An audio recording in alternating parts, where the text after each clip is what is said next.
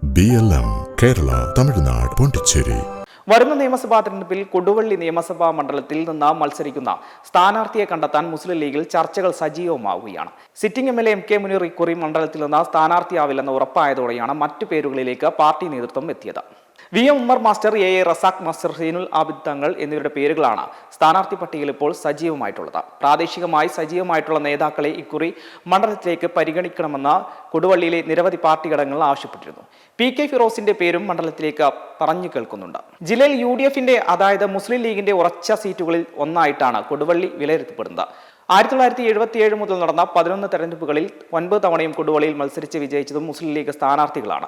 2006ലും 2016ലും മാത്രമാണ് ഇടതുമുന്നണിക്ക് മണ്ഡലത്തിൽ UDFനെ തോൽപ്പിക്കാൻ സാധിച്ചത്. 2 തവണയും മുസ്ലിം ലീഗിലെ ആഭ്യന്തര പ്രശ്നങ്ങളെ തുടർന്ന് മുന്നണി മാറിയെത്തിയവരെ സ്ഥാനാർത്ഥികളാക്കിയായിരുന്നു ഇടതിന്റെ വിജയം.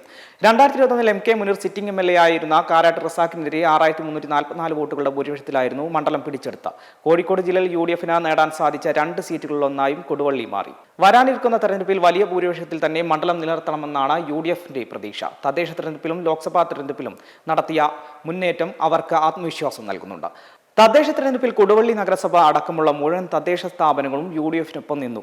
കൊടുവള്ളി നഗരസഭയ്ക്ക് പുറമെ മടവൂർ, ഓമശ്ശേരി, കട്ടിപ്പാറ, കിഴക്കോട്, നരിക്കുനി, താമരശ്ശേരി എന്നീ പഞ്ചായത്തുകളാണ് കൊടുവള്ളി മണ്ഡലത്തിന് കീഴിൽ വരുന്നത്. ലോക്സഭാ തെരഞ്ഞെടുപ്പിൽ നേടിയ 38,000-തോളം വോട്ടിന്റെ ലീഡും UDFന്റെ ആത്മവിശ്വാസം വർദ്ധിപ്പിക്കുന്നുണ്ട്.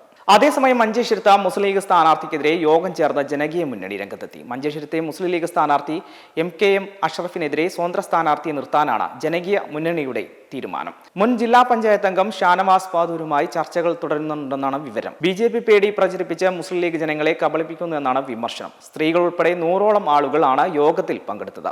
നിയമസഭാ തെരഞ്ഞെടുപ്പിൽ മഞ്ചേശ്വരം മണ്ഡലത്തിൽ LDF സ്ഥാനാർത്ഥിയായി KR ജയാനന്ദനാണ് മത്സരിക്കുന്നത്. CPM കാസർഗോഡ് ജില്ലാ സെക്രട്ടേറിയറ്റ് അംഗമാണ് ജയാനന്ദ.